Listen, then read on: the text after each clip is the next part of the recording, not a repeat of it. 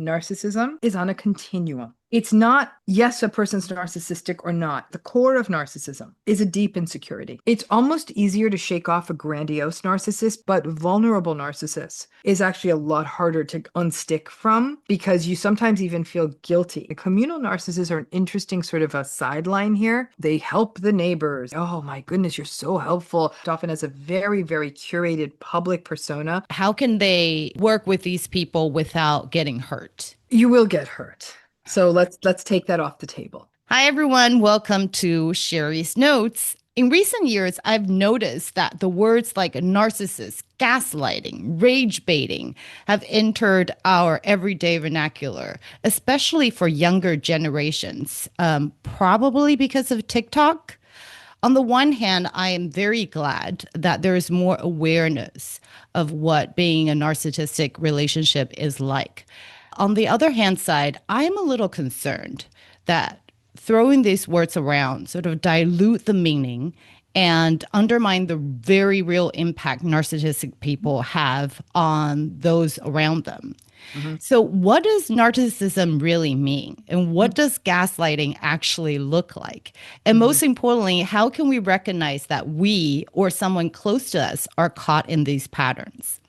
So to help us answer these questions, I am so delighted and honored to welcome Dr. Ramani Durvasula. Dr. Ramani is New York Times bestselling author of It's Not You, Identifying and Healing from Narcissistic People. She's a clinical psychologist, professor emerita of psychology, and the world's leading expert on narcissistic relationships. So welcome, Dr. Ramani. Thank you so much for having me, and thank you for that beautiful introduction. Thank you. For people who don't know yet, can you please help us define the word narcissism and how can we spot a narcissist?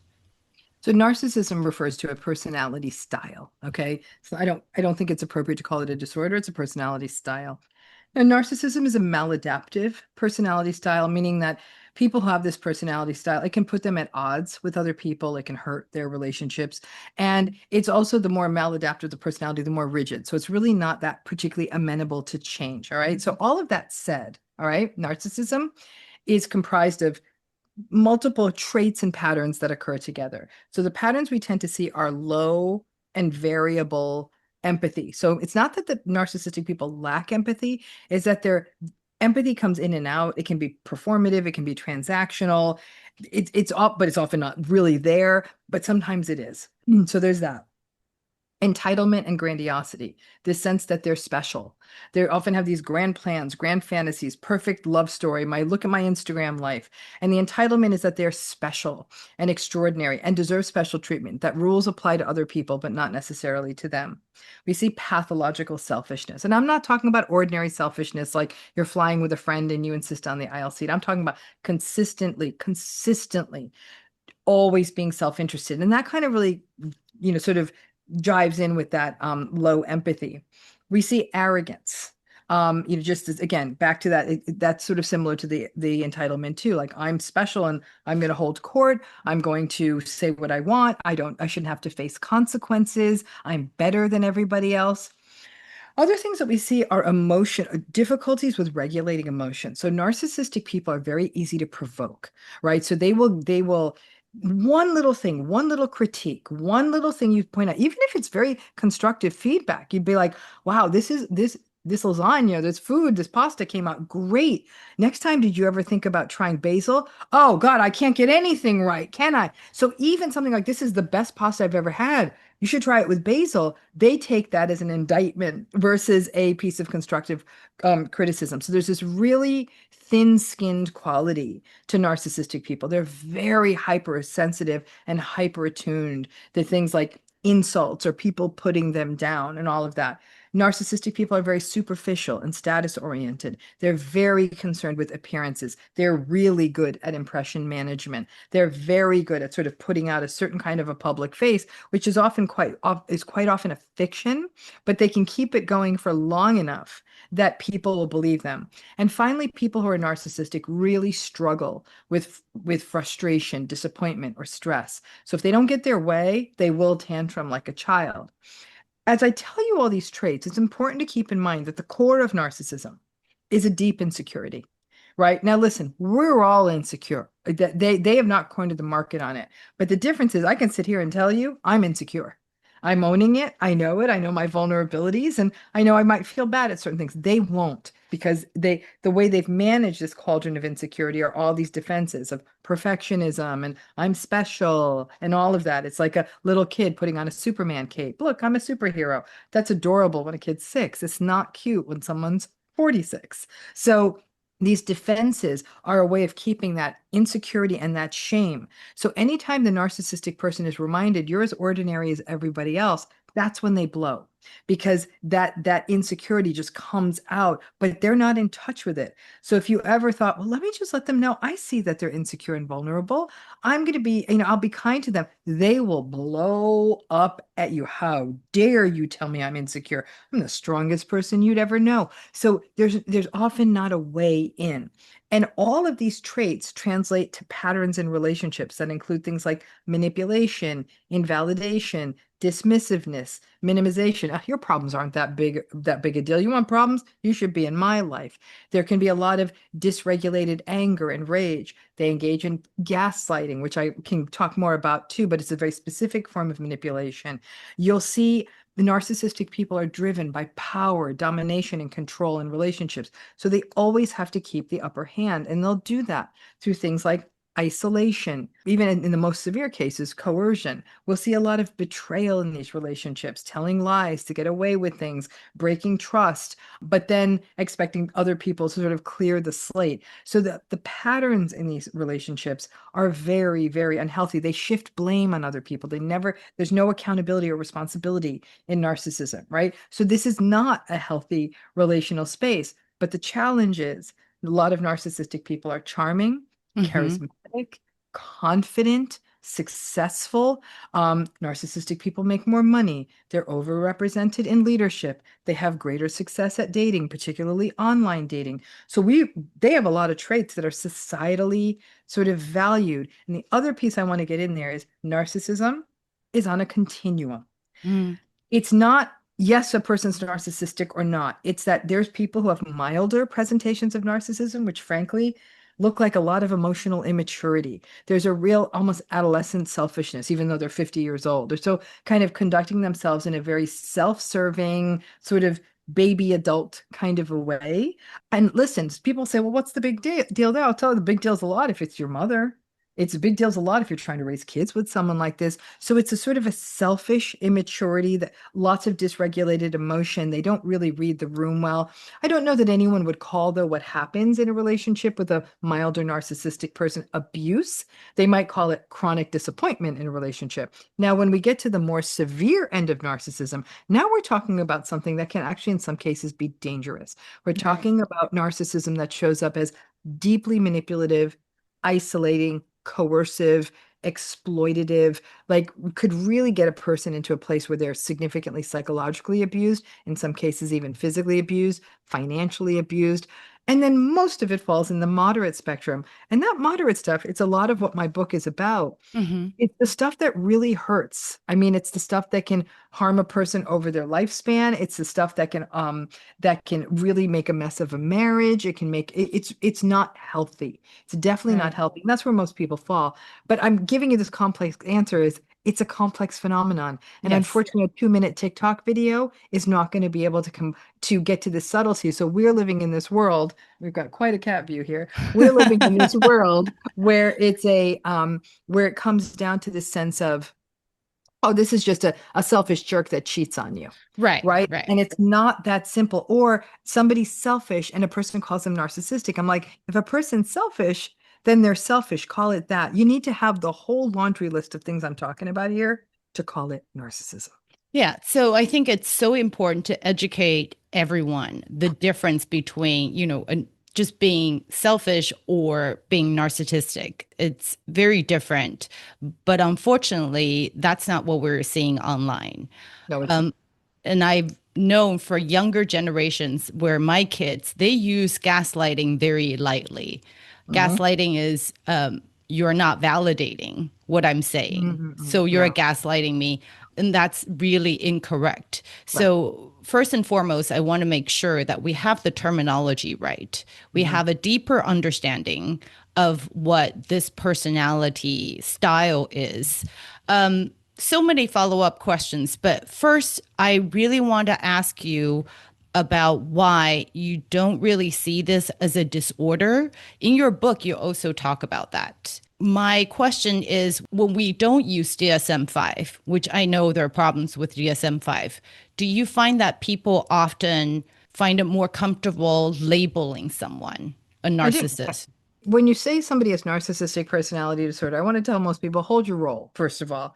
It takes me as a person, this is what I do for a living. It would take me several hours and maybe even weeks or months with somebody to really definitively say, I'm pretty confident this person might meet criteria for NPD.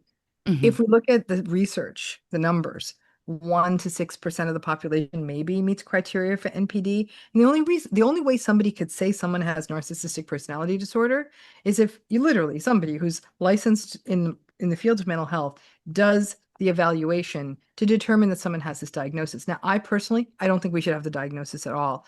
And when we look at the actual, what I really consider our diagnostic manual, which is the International Classification of Diseases, which is put out by the World Health Organization, they don't have NPD anymore in the newest edition. Now we just talk about personality disorder in general. And even in the DSM, they're moving to a new model where they describe personality disorders by traits. Again, all this subtle diagnostic stuff is going to be beyond the reach of TikTok, right? So this idea of like, people walk around, I'm a diagnosed narcissist. I'm like, what are you talking about? That's not even a thing. And so, unfortunately, too little knowledge on the internet is always a dangerous thing. So I think that because diagnostic frameworks require understanding all kinds of things, what sorts of relational problems this person's having, what other social problems are they having, how persistent is this, what is their trauma history, what else could explain these patterns? So I think it's more important. There's two things I want to make clear. Number one, if you're talking about someone who's a narcissistic personality, they got to have that whole laundry list. Number two, the behaviors we see in a narcissistic person that cause the most relationship problems, things like the acting out, the impulsivity, the rage, the yelling, the silent treatment, the always putting their needs first. You might even see that in other psychiatric presentations that aren't narcissism. That's what I'm saying. You see it in an addict in some cases. You might see it in a person who's in an acute phase of mania or hypomania in a bipolar presentation. This is nuanced stuff. So we're looking for patterns over time. And that's why I try, and I do this, I make a big point of this, and it's not you. The word matters less than the patterns you're observing in your relationship. And that's why when most people in narcissistic relationships, by the time they're in a therapist's office, the stuff that's been happening in the relationship has been happening for a long time. And they will describe years and years and years. It's very clear that this is how this partner has gone through the world, right? But this is why I don't like the red flags conversation, because people are like, oh, if I spend 20 minutes with someone, can I tell they're narcissistic? I'm like, probably not. No. I mean, you might get some little things, bugs in your ear where you're like, or you're in your body, you might feel like, I'm not enjoying this person. Can I say they're narcissistic? I can say, all I can say is, I don't know that I want to spend more time with this person. That's the best I've got. And I think everyone wants the quick, like, I want to know in 20 minutes. Like, so would I. If I could come up with that, I'd be a very rich lady. But I think it's so great that you talk about how charismatic narcissistic people can be. And a lot of times they're very successful in our society. And we've had clearly some world leaders that demonstrate this type of traits. So we've co-created a society that sort of values some of the traits that narcissistic personality display. The grandiosity, the self-confidence, I can make it, right? I am more special. That almost serves as a driver for them to succeed. So you talk about not being able to pick out narcissists, and I completely understand that, because at one point or another, I think if you enter a conversation, you can't help but like that person. If that person wants you to like him or her, he or she could be very, very charming and charismatic.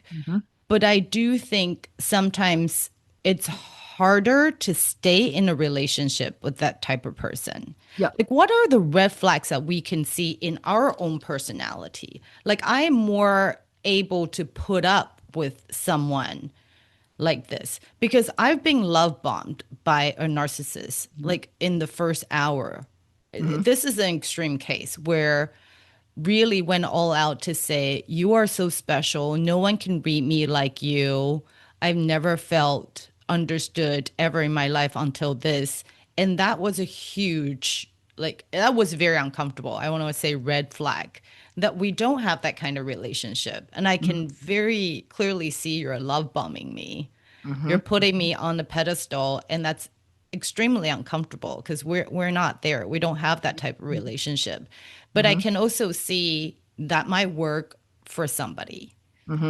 Do you think there are any red flags or people with certain traits or tendencies need to especially be mindful that they may be trapped in a relationship with a narcissist if they see one? I think that the bit here is everyone wants to know, are some people narcissist magnets? And I'd argue not really. Okay. Are there people, narcissistic people are attracted to more? You know who narcissistic people are attracted to? Attractive people.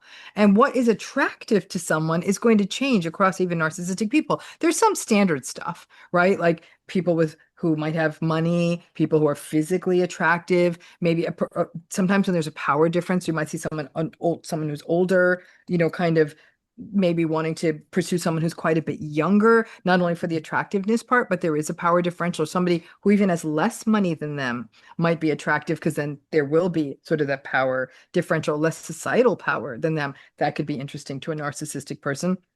A person with a high status education who might have gone to a high-end university or come from a really important family, a person with an interesting job, a person who has connections in an industry. And sometimes just a person who's listening to them or maybe complimenting them, or so it's going to be different for every narcissistic person. But I don't think that there's this sort of weakness people put out. I think it's much more apt to say, I think it's not that some people are narcissist magnets. I think that some people are much more prone to get stuck in a narcissistic relationship. You just said that you're able to say early on, like, this didn't feel good being put on a pedestal. This is moving too fast. You're unique. By and large, in a world where a lot of people may not have gotten that as a child, may not have gotten that in other relationships, maybe it may just be filling in something in themselves, that their own insecurity, that somebody would say to them, you're amazing, you're special. That is appealing to more people than it's not, right? So listen, in your case, that approach didn't work. So that person is going to move on pretty quickly. You're not fertile ground, right? But the challenge also is that not all that first entry in for a narcissistic person, it doesn't just always look like you're the most amazing person. You're the best. I've never met anyone like you. Sometimes it doesn't look like that. Sometimes it looks like a person who's down on their luck. The narcissistic person will say, oh my, you're talking with them and they open up and say, I had a really tough family life and I've had a really tough go of it. And I've been trying a long time and to get something off the ground. And that might appeal to someone's sense of being a rescuer, of being deeply empathic. Now, all of a sudden, you got a project sitting in front of you. And if you are that person, that might make you vulnerable to feeling like, I want to help this person out. If you feel attracted to them in some way. So we all get into these relationships because these people are charismatic, attractive, confident, interesting, often quite smart, witty, funny. They have all these qualities that make them interesting, right? Especially for the first weeks and months. So the people who are more likely to get stuck are people, for example, who are very forgiving. People who are prone to forgive, they're going to get stuck. People who are optimistic, everyone can change. They're just having one bad day. They're just having 10 bad days. Those people are prone to get stuck. People who are naturally rescuers, especially if they meet a more vulnerable narcissist who's down on their luck, they may be more apt to get stuck. People with a history of trauma that has left them questioning their own judgment or even not even having the healthiest frames around what a relationship should feel like. People who grew up with narcissistic parents who might even normalize what slowly happens in a narcissistic relationship. And in that early phase, being made to feel special can feel like the sun hitting your face for the very first time. Yeah. People from very happy families are prone to get stuck because they believe, well, with love, everything can get fixed. Well, my parents were real happy, so I don't see why I can't be happy. So they think this whole lovey-dovey communication stuff is going to work. So these vulnerabilities are kind of all over the map. And so it's for us to be aware of some of that. But we also have to be aware, too, if you meet a narcissistic person at a vulnerable phase of your life, you've moved to a new city where you don't know anybody. You're in university for the first time and you're away from home. You are in a brand new job and you're trying to find your footing. When we're a little bit off balance, that's why I always say, don't try to date new people when you're in a new situation, because sometimes you're sort of really trying to help someone kind of stabilize you at that moment. And Right. that's where a narcissistic person can prey on that. People who feel like they're on a time crunch, like, I really want to have children, I want to have a family. Narcissistic people can play on that too. And what's interesting is there's nothing formulaic. Some narcissistic people come in fast and hot. They're obsessed with you. I want to talk to you 100 times a day. I can't get enough of you. Can we go away for a week? Like, oh my gosh, you're my, I can't believe this. Like, I'm falling in love so fast. If you've had your most recent relationships where people who wouldn't text you back, that you better believe that all of a sudden is the most attractive thing in the world. And a relationship could go very fast. In some cases, the narcissistic person uses the old slot machine trick. They'll text you a lot, then they'll go silent. And you're like, I thought it was so cool. I thought we were getting along. And then on that fourth day, they're like, oh, hey, I was thinking about you.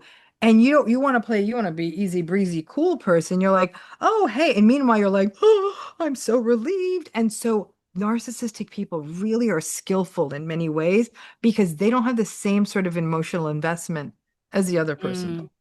Right. So do you think they're skillful because they sit there and actually trying to figure out strategy to manipulate you to get what they want? Or do you think that just comes naturally? Like I'm hot, comes naturally. Like I'm hot. It's the game. Game. You see what I'm saying? So there's many different ways, approaches to dating, and there's a whole literature, scientific literature on that. Game playing is the narcissistic person's strength.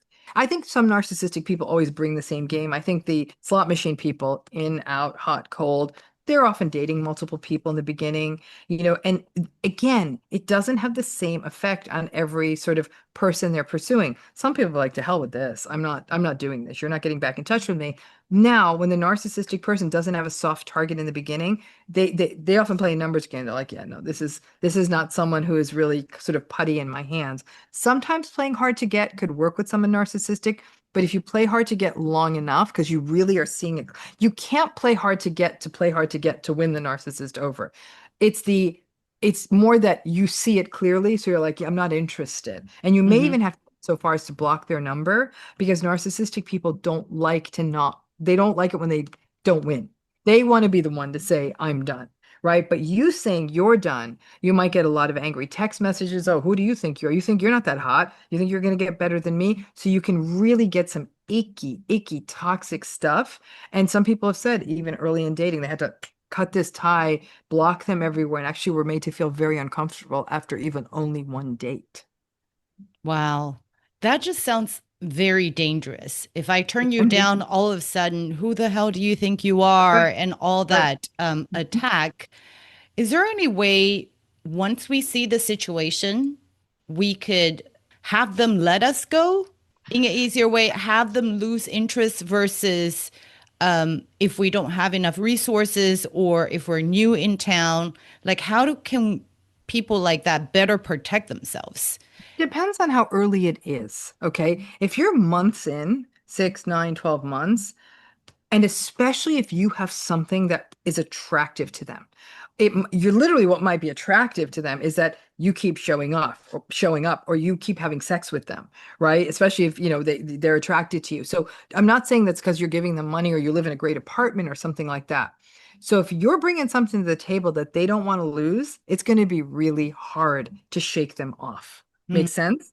So the earlier it is you detect that something here doesn't quite feel right, the easier it's going to be to shake them off, because they may not have processed what all you're bringing to the table, if that makes sense. But the more you're in it and the more they're like, you're hot, you're having sex with me the way you want, you're introducing me to people I want, you've got connections I want, whatever it is, that's going to get harder and harder to shake off. And a lot of it has to do how that narcissistic person's mind is organized. Again, there's different types of narcissism. It's almost easier to shake off a grandiose narcissist because they're always kind of on the make for the next big thing, and you're going to stop being the shiny thing for as long. But vulnerable narcissists who are more victimized, aggrieved, angry at the world, feel like nothing goes their way, and they're very sensitive to rejection or abandonment, that narcissistic style is actually a lot harder to unstick from because you sometimes even feel guilty and you pity them or something like that. That's harder to cut away from because they'll almost overread the level of closeness there is in the relationship, or they'll leave you feeling like you owe them something. This is the entitlement theme of these relationships. It's as though in a narcissistic relationship, they feel entitled to you. They feel entitled to your time. They also feel entitled to do what they want when they want. They feel entitled that this relationship runs the way they want. That's the entitlement piece. And that does show up early. Okay. I'm glad you brought that up because a lot of times when we think of narcissists, we sort of have a picture in our head, someone who's really confident. And I think grandiosity, that type of a narcissist is someone we understand, we can see it. But there are different types of narcissism. Can you talk a little bit more about the different types, especially the one that you just mentioned, the more vulnerable kind? What does that look like in a person? So the grandiose type is the, again, it's a classical, confident, charismatic, showing off, extroverted, fun time, but always on the make. So it's quite often a grandiose narcissist might cheat on you, might find someone new, but a lot of people like them. Grandiose narcissists are the most successful of all the narcissistic types too. That's sort of the picture we have in the book of what the narcissist is. The vulnerable narcissist is a different game. These are sullen, resentful, angry, how dare you not call me back? It can actually, the more severe vulnerable narcissism gets, the scarier it can feel. Like they may show up someplace you don't want them to. You feel like you've said, I'm not interested. You owe me, you owe me, you owe me. It'll have that feel like, I'm so sad. Everyone always leaves me. So now they're playing to this, your sense of like, oh, I don't want to be guilt tripping you. Guilt. You feel guilt. And so some people will keep getting pulled back. I've been doing this work for over 20 years. Without exception, this is the type of narcissistic relationship people have the most trouble pulling out of, right? And so, because there is a vulnerability, again, and at times with a vulnerable narcissistic person, they look downright depressed. They look socially anxious. A lot of people say, I feel bad for them. And so there's that piece. The malignant narcissistic person, this is the narcissistic person who is actually this is more severe, more menacing, more controlling, coercive, take advantage of you. And you might think, why would anyone be attracted to that? Because in the beginning, a malignant narcissistic person may still have some of the grandiose traits in there, like they could be very successful, they could be very powerful. In a way, you can almost see like, oh, they're just a hard-hitting business person kind of thing, versus like, no, this is scary. And the other thing a malignant narcissist will do pretty early on, they definitely plan power differentials. So the malignant narcissist almost invariably will choose someone who may not have as much money as them, who may not be of the same age as them, who may not be of the same sort of occupational stage as them. They will take advantage of a power differential. And then initially will use money to say, I care for you so much. Look how much I care for you. They will also isolate pretty early on. Malignant narcissists will say things like, I don't think your friends actually like you that much. And your friends have been saying these mean things about me. And why do you want to spend time with them? You're so much better than your friends. So they'll use manipulations to get people away from their support sources, isolate people from family, from friends, even pull them out of work, like working, like, I'll take care of you. I want you to be able to do the things you want. You don't need to work anymore. Now people aren't going there. So it's much more menacing. And again, there is often a power differential of some kind, even if it's just use. Then we have the communal narcissists, and the communal narcissists are an interesting sort of a sideline here, because most narcissistic people get their validation by just being selfish and having people telling them they're great. Communal narcissistic people get their validation by being perceived as though they're doing wonderful things for other people. They help the neighbors, involved in their community. Oh my goodness, you're so helpful. How could we do anything without you? Now, the people closest to them will say, they may have brought you soup for dinner when you were sick, but they would ignore us for hours, So the communal narcissist often has a very, very curated public persona of being a savior or a rescuer or just someone who just cares about people so much, but that does not connect with their more private persona and the way they are in their closest relationships. And if people don't take note of all the wonderful things they're doing in the world, they will get prickly. Then there are what we call more self-righteous narcissists. These are narcissistic people who are much more rigid, judgmental.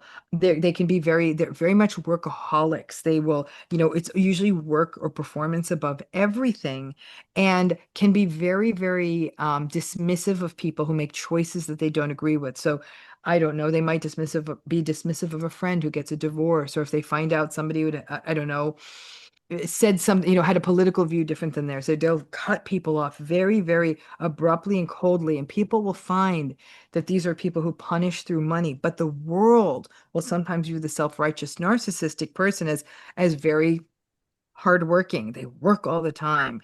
And there's sort of a virtue assigned to that, missing out that there's an absolute coldness to them. And they'll often use money to punish people who don't behave the way they want.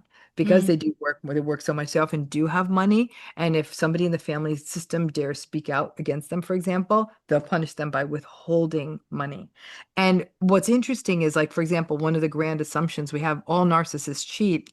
Not necessarily. Vulnerable narcissists sometimes don't cheat. Self-righteous narcissists almost never cheat. So it's not so formulaic. And some people said, when you talked about that type of, like, the self-righteous narcissist, they said, that was my parent.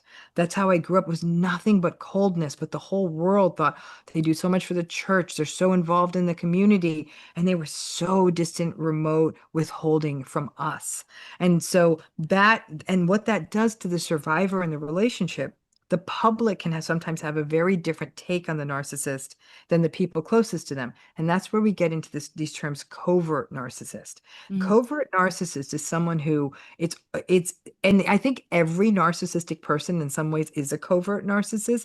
It's how much does this show up in public, right? How much do other people see it?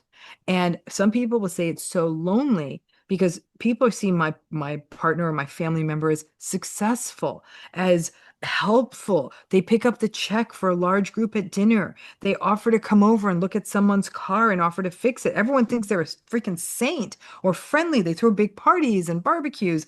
And I am dealing with this person who's always minimizing me and manipulating me and telling me I'm nothing or making fun of me. And so the reality behind closed doors is very different than the public reality. And that covert kind of masked quality is what makes narcissistic relationships so confusing for people who are in them. Right. It's almost like you're living two different realities. Correct. Right. That's exactly right. When you talked about malignant type of narcissist, it most sounds like a cult leader in It some can way. be. When you combine malignant narcissism and communal narcissism, that's a cult leader. Right. And communal narcissism, I've seen that a lot, like people who throw charity balls. And they're mean to the people who work at the charity ball. I mean, not everyone that Exactly. throws a charity ball is a communal narcissist. Some of them are lovely people, but they're the ones who are mean and making fun of people's clothes and screaming at the volunteers and mistreating the wait staff. Like, that would be a great example of the community. But then comes out and, oh, you've done so much for fill in the blank. Oh Right. my, and then they'll be like, oh my gosh. And then there's a lot of, like, that false, like, oh, you don't need to humble bragging, right? Oh, it's nothing. I love doing this. And everyone is oohing and eyeing because they'll raise $1 million for a cause. Right. Right. But So you you're have to applaud for them. You have to applaud, or you will be on their bad list. right. I've had a conversation with my friend about this, and we're like, well, this is horrible, but you know what? What can we do? At least he or she raised that much money for the cause, right? So we'll just put up with it because the end result is good for the organization we want, but just the process was horrible. Now imagine someone's in an intimate relationship with this person. And what's happening is, even what you're saying is, well, they did raise the money. And that's why most people will never push back. And in fact, it's like a golden goose, right? Oh, don't kill the golden goose, please. We need the eggs. But that means that the partner, the family members, the other people close to them who have to work for them continue to suffer. And the Right. communal narcissist is often enabled for a very long time. Right. Right. because it's hard for people around them. In our society, we do value money and we do value what ultimately they contribute. Yep. So that brings me to another question. We do encourage some of these values and traits demonstrated by narcissists. And I see that a lot in workplaces. I'm an executive coach, and I see a lot of these people are able to bring success to the company just because their drive, how much they care about people, and the ability to go out of their way to get what they want without regards for others, right? So you put all of your energy into getting what you want and not get distracted by other people's feelings or other people's hurt. You can see how far you'd go.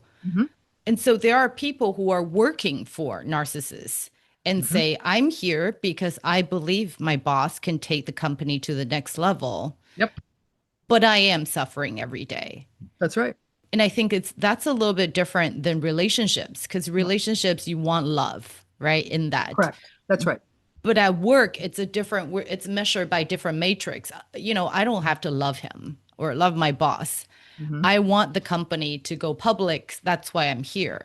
So for those people, when we do put up with them, what can we tell the people who are working for narcissists? Like, how can they draw boundaries and work with these people without getting hurt? You will get hurt. So let's take that off the table.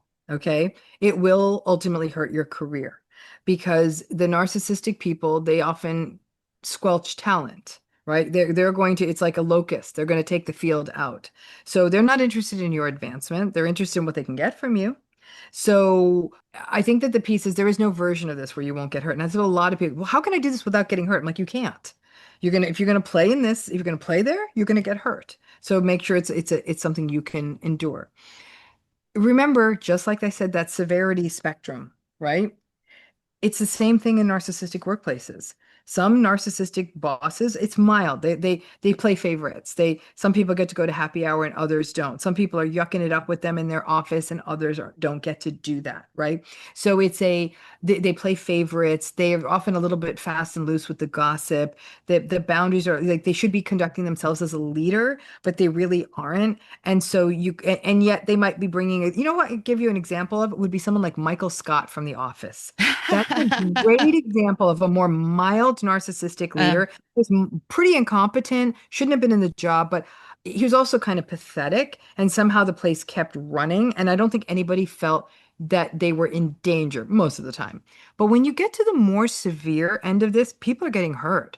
And even if you use Michael Scott as an example, people did get hurt, right? These were people who were stuck in dead-end jobs. And sometimes he was making decisions that, like, he was going to spend money in a way that wasn't good for the office. I know I'm still using a silly example, but I don't think anyone was saying, I'm leaving a job with someone like that and I feel deeply traumatized, right? But definitely everyone there, nobody's career was growing or flourishing under these conditions. Now, when you get to more severe examples of this, you're talking about people who will throw a laptop across a room.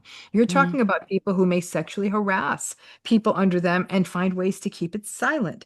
You will find people who will engage in really, really bad financial things that will shut down a company and hurt everyone. You'll hear stories of narcissistic bosses who promise everyone something big on an IPO, but actually, oh, sorry, just kidding. But I walked off with $1 billion, but you guys aren't going to get so much. So they can really hurt people. They can leave people feeling deeply unsafe. They can even destroy a company. So I don't see how you don't get hurt in that. And in the middle, what we see is often when you work in a narcissistic workplace, you feel silenced, you feel stymied. These are places that shut down innovation. They will shut down sharing. People are afraid to speak out. They're afraid to run afoul of the narcissistic leader who now you're sort of on the bad books now, and they will often make your life miserable. They play favorites. Advancement is not on the basis of excellence. It's on the basis of what works for the narcissistic management or leadership. So I think people do get hurt. I think people sometimes waste years and sometimes best parts of their career in narcissistic workplaces and lose opportunities for advancement. Narcissistic bosses do what I call talent freezes. So when they get someone good, they don't let them advance because this person who works under them is making them look so good and is making their lives so easy that they don't do what a good mentor would say there are other opportunities. And if this really good person working right under the narcissistic leader tries to make a move, they might even sabotage that because this worker, this whoever they are, is making the narcissistic leader look so good. So you're forever kept stuck under the narcissistic leader who would never support you in going forward with your career in a different direction. So you get a lot of talent freezing in that way. So I actually think it does a tremendous amount of harm. And we probably spend more waking hours working than anything else. Well, statistically speaking, if a lot of narcissists are successful, we have a lot of these type of leaders. Yes, we do. So it's a possibility you run into them no matter where you go, right? Yes. In that condition, you will get hurt. How do we manage that? Like, I have to work with someone who's a narcissist. Maybe it's my boss. How do I protect myself to the best of my abilities? It's challenging because the onus that falls on somebody who's in a narcissistic workplace or has a narcissistic boss is documentation. So you're now documenting everything that's happening to within an inch of its life. So now not only are you being harmed and held back by the narcissistic boss, you have a new job having to document all this nonsense that's happening. And you have to be very careful about it. You know, you never know when the axe is going to fall. So you have to document things maybe off a company server. You may have to print out emails in case one day you're shut out of the system. You need to take detailed notes about meetings. You have to be very careful sometimes to not be alone with them. You have to be very mindful of how you share ideas. I mean, it starts getting to, it's exhausting to engage in all the strategies because either your intellectual property will get stolen, they'll steal an idea and claim it as their own, or you will see someone else get credit for it, whatever it may be. So the key piece is document, okay? If you do go, for example, to an HR person at a workplace, I always tell people, never, ever use words like narcissism or gaslighting. The only thing you can bring to HR is behavior. And, even intimate, like, I don't feel psychologically safe with this person. I feel as though I'm not getting appropriate credit for my work. So I think that you might say that I feel that as though people are not allowed to express themselves in meetings. I find that when I do express myself in a meeting, it is often stopped. I feel like, for example, people of one group are being allowed to take more time. And in fact, in this meeting, this group was allowed to give 20 minutes, and then this other group that tried to speak got 2 minutes. Like, you have to bring hard data to HR. And still they may do nothing because a lot of what a narcissistic person does is under the radar. It's often not in defiance of an employee handbook or something. It's stuff that doesn't feel good. So HR's hands are tied often. And HR will often make the mistake of saying, well, can't you figure this out? Actually, no, they can't figure it out. That's the problem. So other thing I tell people is allyship and collaboration. One thing, there was a really interesting article in the Harvard Business Review that highlighted this, which is under conditions of working with a toxic boss, we will sometimes find that people band together in an interesting way. Like, it's like you have to find some, but I always tell people do that carefully. So I always caution people, never, ever post about work and work problems and bosses on social media. That will come back to bite you. Even if your boss is a horrible human being, posting about work stuff on social media may be prohibited by your employee handbook. So you're now the one in trouble, not them. Okay, so do not post on social media and try to avoid gossip. I say to people, and if you are going to get therapy, try not to use your employer provided therapy program. There was a big tech program company that ran into this, and they were using their free therapy that they provided to tech workers as a way to get intel on all the stuff and who was discontented in the workplace. Get your therapy outside of the workplace. Do not do it in-house. So if they say we have an employee assistance program, good for them. Go get your therapy with someone who can be confidential and hear your situation outside of the workplace, and use a confidential space as the place to talk about this. Do not be that gossip person. Now, when you're coming together with your colleagues and you're like, this is so frustrating. Sure, you can talk about your frustration and all of that, but you want to be very, very careful about how you do that. The narcissistic boss is often quite suspicious. And so they're noticing this kind of, noticing this sort of factioning and all of that. But your colleagues can often be a support not just because you're gossiping really, but more of you can share ideas maybe in a safer sort of a space. But I'm going to be frank with you. I can give you suggestions from now till next week. In most of these cases, there often is no out but to get out. Because you're not going to outlast the narcissistic manager. You're not going to outlast the narcissistic colleague. You're not going to outlast the narcissistic boss. In the luckiest cases, they get rid of that person, but that's luck. In most cases, if you sit there and wait, maybe if I stay long enough, maybe if I stay long enough, maybe if I stay long enough. And what then? Now 15 years have passed and you wasted all that time. Quietly start looking around at other opportunities. And this is hard in certain fields. If you're working top level firm, if you're at a university, jobs that are hard to get, it can be hard to think this way, but I promise you, you will not outlast this person. Right. The system's already working to their advantage, if you will. And so that at the end of the day, and this is why many workplaces that don't address narcissism have huge drains of talent, because sometimes the healthiest, sanest people are like, I'm out of here. I don't need this. And so who's left? The narcissist and their enablers. And so it's a cult at that point. Right. That's very hard to hear.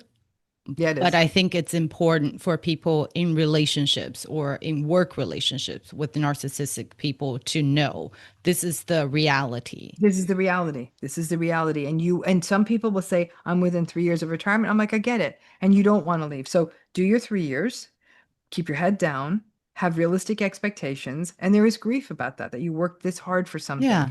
But some people will say, I want to get to tenure. I want to get to this next career step. Realistic expectations is the single most important tool in coping with any narcissistic relationship. Just because you know something's narcissistic doesn't mean you have to leave. Sometimes we can't. What you can't do is sit there and think it's going to change. It's not going to change. So now that you see what the limitations are here, how are you going to navigate this? Right. Right. I know we're almost at time, but there is one question that's very important to me because I am a mother of 3. When I'm reading any type of personality disorder or any type of behavior, I'm always thinking, well, how do I, as a parent, not raise a child like that? Mm-hmm. Right? How do I prevent my child from developing, this type of maladaptive behavior patterns? Mm-hmm. Well, I guess the other way to ask this question is what makes a narcissist? Is it the genes or the way they're brought up? What can parents do to prevent that from developing? The majority of it is how they're brought up. So, no one's born narcissistic. In that case, everyone's born narcissistic because a baby only cares about itself and being taken care of, right? So, and even Freud termed that primary narcissism, and it's a whole history to that. But nobody's born this way. Now, do some people have a temperament, and temperament sort of the biological piece of our personality? Do some people have a temperament that could put them at greater risk of becoming narcissistic depending on the environmental conditions? Yes. Okay. But the environmental conditions are what would do it. So there's some kids who do have more high demand temperaments, more difficult temperaments, more difficult to soothe temperaments, more agitated temperaments, more difficult temperaments, right?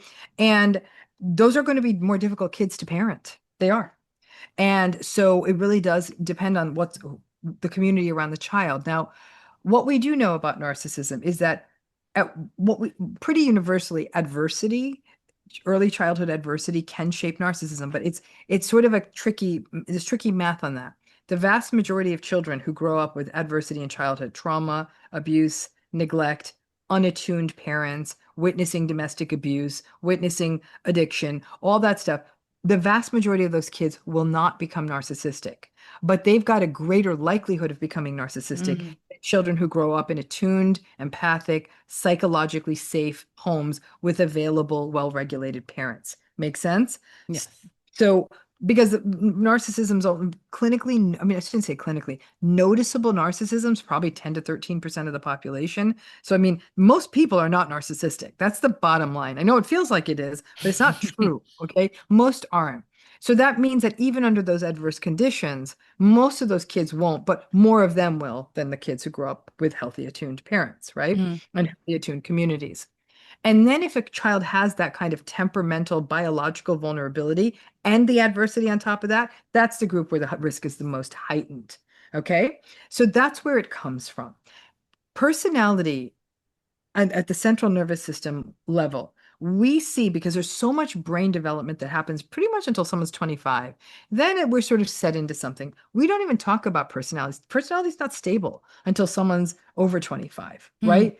So if somebody says my 18-year-old's narcissistic, I said, no, your 18-year-old is not narcissistic. Your 18-year-old's 18 years old. All right. Call me in 7 years and we'll talk.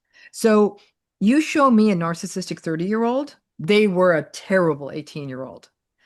You show me a nice 30-year-old, they still might have been terrible when they're 18. You see what I'm saying? It's a story we can tell backwards, but we can't tell forward. But what's not likely to happen is that you show me a narcissistic 30-year-old and they were a sweet 18-year-old. That version doesn't exist. We tell it backwards, we can see the signs were there, but there's just as many difficult 18-year-olds who go on to become very well-regulated adults and all of that. Right. So I think one of the mistakes we're making too is we're using this kind of framework to describe what's often normal adolescent behavior. And so, and parents are facing challenges like they've never faced before. Screens, devices, the content on social media. I'm glad my kids are older. We had a little of that trickle into their childhood, but I was at that, it came in and it still was more of a problem than I wanted it to be, but not the way these things didn't exist when I had babies and toddlers and even primary school kids. It just didn't exist. So the game has changed. And I think parents are now under I find it challenging when I see people say, just don't give your kids screens. And I'm like, wow, like you've got some enforcement time on your hands, for many, many parents, many of whom are stretched thin financially. Both parents are working. They may not have the money for additional help. It's hard. I think that when we say that, I agree with it, but it's a hard thing to enact for folks. Right.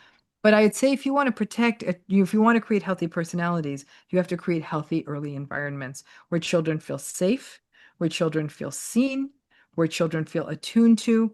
And you were talking about the issue of neurodivergence. Only now are we talking about neurodivergence in a more meaningful way. And a lot of neurodivergent children for a long time were not properly validated and seen in their environments. Either they were thrown a million labels at them, right? And not managed well in educational systems, or even the parents were at a loss. And I think because we really only educate to neurotypical, we don't. And so neurodivergent kids have often had the experience of incredibly invalidating experiences in education systems. So even if their parents were getting it right, they were still spending vast amount of hours per day in really invalidating environments. So we're learning how, meeting kids where they're at. But unfortunately, we do have a world where we still focus on success. And is your kid in the Ivy League? And are they going to make a lot of money? And can they write code? And all this nonsense that has nothing to do. I say to parents, you got to only teach your kids two things, really. You do these two things, you're done. Screw Harvard. Well, all you need to do is build up that empathy by modeling it, by living it, and teach them emotional regulation. If you got those two figured out, you're pretty much good to go. Who cares if they don't know calculus or they don't know the capital of Italy? As long as they've got those two things, they can really relate in the world. But sadly, that's not how we're raising kids right now. Protect kids from adversity is everything. Yeah, no, I mean, it's hard for parents to say, that's all I'm going to focus on when the larger environment, 100%. The culture, absolutely. Is like, this is how we define success. Yep. And that's what I'm saying. That. I know the impossibility parents are up against. Yeah. I had kids. I know. I fell for all of that too. And so we want to know our kids are going to be okay. And in a world that is becoming so financially Darwinian, right? We worry, are they going to be able to keep up with this messy world we're living in? In many parents, it's from the most well-intentioned space. And it's very, very challenging to do the things I'm saying, but even just that inherent sense of safety. But listen, there's people out there who are wonderful parents, but they're trying to co-parent with a narcissistic partner. And so even if they're getting everything right, their partner is the one that is, and it's devastating to see a parent who really did everything they could, and the impact of that narcissistic co-parent was harmful, and now they're dealing with a lot of fallout in adolescence, early adulthood, all of it. Right. No, well, thank you for saying that. I mean, I think it definitely helps me as a parent. And I will say, having one of my kids as neurodivergent, it does make me see what's important in raising kids, because you forget when you have neurotypical kids, you sort of embrace, or you're less resistant. You sort of embrace the culture's value. But when you have someone who's neurodivergent, you're just focusing on the mental health. So that's been a gift in a way. We'll say this book has helped me a lot because I think we have a more one-dimensional view on what narcissism actually means. But in your book, you really talk about what are the traits and the different types of narcissists so that we can properly identify and spot them and understand when we are in a relationship with them and some of the patterns that we're caught in, like feeling guilty, feeling optimistic that they may change, and all of that you address in this book. You made it very clear that they're not likely to change. And you talk about it's not you, right? A lot of times you're in a relationship, you think you may have co-created it, but really the toxic dynamic, it's not you. You didn't do it. You're the victim of gaslighting or manipulative strategies by your narcissistic partner. How do we start the healing once we actually spot and have that radical acceptance? Okay, fine, I realize it now. It's not me. It's my partner. It's my boss. It's my mother, right? What do we do? What's the first step other than getting this book? Holding space for the grief. I think that one of the most difficult things, especially culturally, we're doing this interview with you in Taiwan, it is really considered, I'm South Asian and family's from India. It is considered forbidden to view your family in these ways. You shouldn't be using words like narcissistic and all of that. And I think that even beyond culture, a lot of people feel like this feels disloyal. Like my parent made sacrifices for me.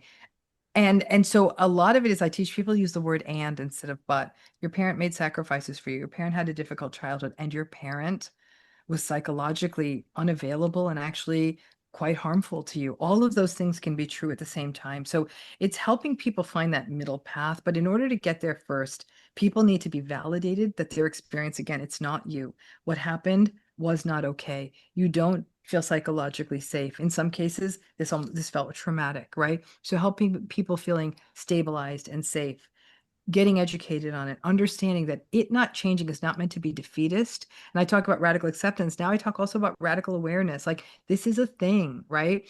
And in some ways it helps people to see like this is a personality thing. There's nothing I can do to change it. There's a lot of grief that follows that though. It's like I think for a lot of people when they get to that stage, it takes away the one hope they always had. One day I'm going to have a good relationship with this parent, or one day, maybe next year, maybe in 5 years, maybe when the kids are older, this marriage will be better. And giving up on that is a huge tidal wave of grief that takes a person over. And I tell people, trust that process. I mean, grief is the most human thing that can happen to us. And as time goes on, as you, and again, you would need to build community. And that community can be having close friendships and recognizing the limitation of these other relationships, family or partner, that you can cultivate other healthy relationships. It is important to have places where you feel heard and where you feel seen. And when you have that, you kind of get ungaslighted because you're so used to thinking you're wrong that when someone's like, no, wait a minute, you don't have to apologize. You didn't do anything wrong. You're like, wait, I just say I'm sorry a lot. So it's breaking out of some of those patterns, allowing the grief to unfold. And then it is really about giving yourself almost permission to be separate from the relationship, right? Because narcissistic relationships are so consuming. We exist in service to the narcissistic person. It's one thing we have to pay attention to is how do we get ourselves to a sense of safety in other relationships? And what a lot of people in narcissistic relationships find out is like, well, I try to fix everything. I try to put my needs secondary. I'm like, oh, we can go to any movie you want. I don't care what we eat. I'll do all the dishes. I often tell people, I want you to go to someone's house for dinner and not feel like you have to do the dishes. They invited you for dinner. And people are like, I'm gonna have a heart attack. I can't bear this. And I'll say, sit on your hands. Don't do the dishes. Feel what it feels like in your body. And a lot of people will say, I'm afraid I'm going to be abandoned. I'm afraid the person's not going to want to be with me anymore. And that's what I'm saying is like, you have to get uncomfortable to heal. And that means trying things in new ways, being curious about yourself. Like, this is interesting. Let me be curious about this thing about me that I actually enjoy a quiet night at home, where I was told I'm a weirdo introvert for wanting that. And like giving permission to things that feel like they're yours, engaging in activities that feel meaningful and purposeful. But I'm going to give everyone a quick hack here also, because none of us can walk away from every narcissistic relationship we're in. This is Right. often family. These are marriages you can't get out of, friendships you've had for a long time, siblings you have to stay in touch with. We can't get out, jobs you can't get out of. I say to folks, you've got to learn to engage differently. It's two little rules I give people. Number one is don't go deep. Don't defend yourself with them. Don't engage with them. Don't explain to them, and don't personalize. Don't. The more you try to do that, the deeper you get into a place where they're going to gaslight you. The second thing, learn how to disengage. And that means don't share good news. Make sure you take that good news to healthy, validating people. So the people would be like, I am so happy for you. The narcissistic person might be competitive with you. You might trigger their insecurity. They may even put you down. Go and take that good news to the people who are just going to love on you for it. And then at some point you tell them, but by that point, you felt the love. The mistake a lot of people make is they take the good news right to the narcissistic person because we're always trying to win them over. Number two, don't share bad news with them. They'll be inconvenienced about it. They'll feel angry. They'll wonder, what does this have to do with me? What do you need me to do? Take the bad news to the people in your life who will be empathic, compassionate, and gentle. Then you share the bad news with the narcissistic person on a need-to-know basis, right? So now you've kept yourself safe. Some people say, what the hell am I supposed to talk to them about? Indifferent stuff, the weather, some sports match, the tomatoes are doing well in the garden. And people are like, well, that's not really a relationship. I said, it never was. This was Keep it never shallow. Yeah, keep it shallow. And people get very sad when they hear that. And I said, unless you're enjoying all these fights and unless you're enjoying being gaslighted, by which I say, then you do what works for you. There's an honesty to doing it this way. And every so often, you're still going to find that you get into the mud with them again. But you really can learn to engage in a different way when you understand the limitations. I got my cat on my lap. I'm not going to ask her to go wash my dishes. She doesn't know how.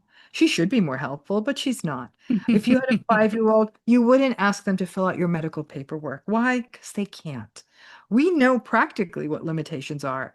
Those limitations exist with people with these personalities. It doesn't mean you have to call them names. It doesn't mean you have to say terrible things to them. Hold your compassion. Just because you're in a relationship where there isn't much of it doesn't mean you have to give up your own. What it does mean is you have to interact with them from understanding the limitations, but make sure there's other places in your life where you feel cherished, heard, seen, and valued. Love that. Have realistic expectations. Yeah. Mhm. And I love what you said. You have to be uncomfortable to heal. Mhm. It's not a comfortable Mm-mm. process, Nope. but you have to go through it. Mhm. Thank you so much, Thank Dr. you. Ramani. Can we talk a little bit about your healing program and your Yeah. Mhm. network? Absolutely. I have no doubt that people listening to this are saying, I'm in a narcissistic relationship. How can I get more information? How can I get more support? We have two really great resources. One is our healing program, which I am so proud of, mainly because we have the most extraordinary community. And a lot of this stuff, when it's done on traditional social media, it's not moderated carefully enough. We have a very carefully moderated platform where people share, support each other, get advice, and grow. And because we watch it very carefully throughout the day, fantastic moderators on it, who work, on the program, we're able to ensure that people stay psychologically safe in there. But we offer every month, there's a workshop on a new topic, multiple question and answer sessions, guided meditations, journal prompts, special events. So it is a chock full program every single month, and an amazing back catalog of other programs. The Dr. Ramani Network is our other program. I love it because it's, first of all, me and podcasts and ads frustrate me. So it's like a podcast, but it's interactive. So there's an opportunity on many weeks where people can come up on the screen, just like we are now, and ask questions. They can submit them. And so many times we have amazing guests. So every week it's a new topic. Sometimes it's a mini lesson on something related to narcissism. But sometimes, and I know not everyone wants to come on screen and share their story, but when they do, oftentimes what they bring up is relevant to many other people in the community. We have a really wonderful, robust community come together every week on a whole range of topics. And like I said, with amazing guests. Just last week, we had someone, a couple weeks ago, we had someone talking about the fawn response. We have people talking about divorce. We have people talking about, pick a topic, we're talking about it. And again, in this really robust community, you cannot heal alone. It has to be done in community. I have multiple books on the topic. I have a website chock full of resources. I have a YouTube channel where there are multiple new videos a week and a back catalog of thousands of videos on everything you'd ever want to know about narcissism. I also have, social media. All my social media is always posting new things related to narcissism and telling people about our events. So whether it's free or even or relatively low cost, we've got a lot of resources for people who want support, who want community, and who want to know more. Thank you so much, Dr. Ramani. And I will post all of that information down below this video. So if any of you are interested, definitely give Dr. Ramani's YouTube channel a watch. And if you're interested in the Healing Network or the Dr. Ramani Network, all the information's down below. Thank you again, Dr. Ramani. Thank you.